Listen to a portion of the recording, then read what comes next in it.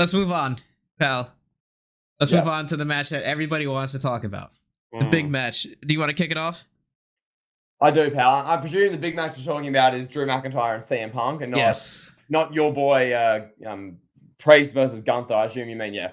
McIntyre and Punk. Wow. This was a lot. I mean, they did 17 minutes. This, I'd say it delivered. I mean, I've seen a couple people who are a bit like, oh, I wanted a bit more. I wanted a bit longer match. I wanted a bit less of like angles in this. I just wanted this to be a bit. I was entertained by what I was saying here. The storyline ended up becoming about Seth Rollins as the referee, and Punk got so like aggravated by Seth Rollins existing, and Punk eventually snaps, beats him up, takes the wristband, and McIntyre wins the match. That's what happened. But for the match we got, I was really entertained by it. Punk is just one, he got through the match. That's a big tick. Two, it's just so great having CM Punk involved in WWE. Like that was my big takeaway watching this. I'm like, it's so awesome. He's doing his thing, being Phil Brooks. Because like he's such a personality, he's got so much like as a viewer, you want to see what he's going to do.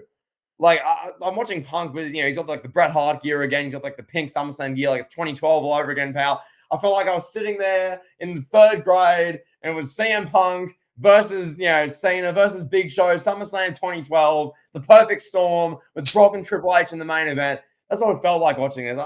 I enjoyed this match. Was it the best match ever? No. Will these two have better matches? Yes. Was it a good ending that I was entertained by? Yes. That's my initial reaction, pal. What do you think? So at the top, I said that there were some overly criticized matches and moments from the show. And this was number one. This was the one thing that I think was the most overly criticized. Some of the criticism on this doesn't make a lot of sense to me. Like I was reading, for example, an article on Bleacher Report. I don't remember the author of the article, but I was reading it. It was the SummerSlam recap and, the big takeaways, the winners and losers of the show. The author had CM Punk as a big loser from the show. And he was like, oh, I expected more, I wanted a better match, all this. I expected more action, like, just like more intensity.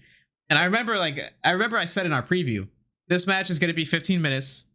It's going to be headlocks. It's going to be some punches. It's going to be a lot of screaming back and forth. All three guys yelling at each other. And that's what it was. It was storytelling. It didn't need to be a barn burner classic. One, because CM Punk is just getting back from a huge triceps injury. This is literally his first match back from being injured. And it's a big match on SummerSlam. I get that. Yeah. People want to see CM Punk wrestle. I mean, read the room a little bit. The guy can't.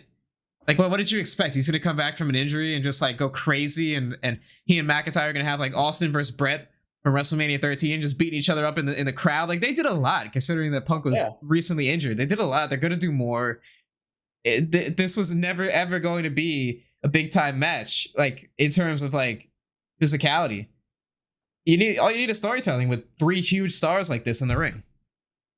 Well, yeah, I mean, wrestling is making you want to see the match and then at least having some sort of like good, entertaining match at the show. And that's exactly what they've done here. And I mean, you mentioned Brett and Austin. I was going to use two other examples.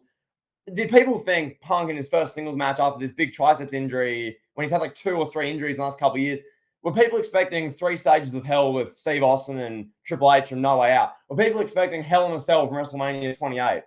What were people expecting from this? Like, Phil Brooks is like 43. McIntyre, he's had some great matches, sure, but McIntyre isn't Shawn Michaels in the ring.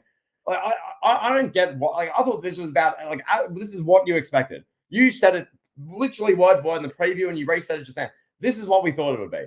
So I was entertained by it. I love saying, Punk's at SummerSlam, the biggest, second biggest WWE show of the year. He's in his, the pink gear. He's really got a fire lit under him because his McIntyre storyline's really heated and personal. McIntyre is just getting like angry at Punk, getting annoyed at him. Seth Rollins is being he's in the skin tight referee singlet, pal, laughing at both of them, whatever. And Punk's this is everything I wanted it to be. So yeah, the criticism on this doesn't make any sense to me. I think it's one of these things people need to look for something to be critical about to try and have, I guess, some content. I guess that's probably how I'd analyze it, because I mean, in that case, with whatever that Bleacher Report article is, I know the ones you're talking about, 8 winners and 7 losers from SummerSlam, whatever.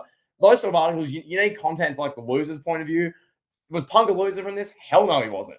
I now want to say, okay, Punk McIntyre 2, Punk Rollins. When are they going to do that? When are they going to do this? What's Punk going to say to him? What's Punk going to say here? Punk's got the bracelet, but he lost the match. What's going to happen? Is AJ going to be on TV? Is Becky Lynch getting involved somehow? Who knows? What are they going to do? Let's see. Like, that's how I think. So, yeah. Yeah. There you go. I hope we do say AJ coming back. That'll be awesome. We That'd be need that great. content, pal. Yeah, Now, I overall. think just one more thing before you go. I want to see, like, even if it's just a one-off cameo appearance from AJ in the second match, maybe McIntyre, he has the match won, and he's just standing over Punk, yelling abuse, just like being so horrible, so nasty. F you, your wife this, your wife that, you're a stupid dog. Blah, blah, blah, blah. Like, McIntyre's being horrible. We hear, like, you know, like AJ Lee makes an appearance, like smacks him, and the crowd just goes crazy and Punk wins or something. Like, do that. I don't know. Yeah, that's it. Yeah, so overall, in terms of like what we got, the action in between the ropes, the storytelling was on another level. These two guys, I mean, they did the classic hockey fight thing. Like, that's what you want to see. And the whole storyline was like, okay, they can't touch each other until the bell rings. So, you know, they come out, we get Punk's entrance, we get McIntyre's entrance, get the big intro. Rollins is milking it. Rollins like, come on, crowd, cheer. Come on, this is the moment you've been waiting for.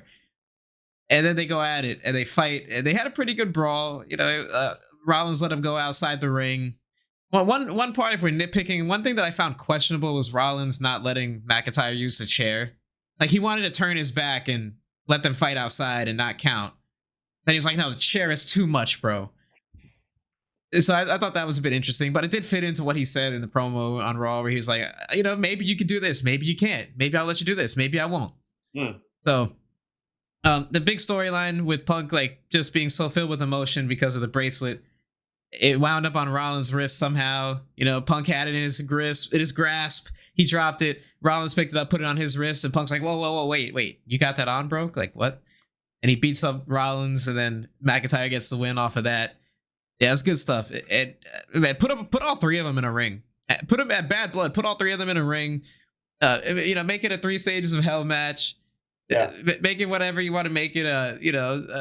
Inferno match, hardcore match. Let them fight in the back. Let them fight at the bar across the street in Atlanta from the venue at Bad Blood.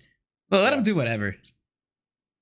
I fully couldn't agree more. No, yeah, I mean, you've got the room for the triple threat. You've got, Punk McIntyre, Punk Rollins. We've already seen Rollins McIntyre a few times now, but yeah, just there's so much room for this to grow. You love to see it, pal. The captivating, gripping content on Monday Night Raw.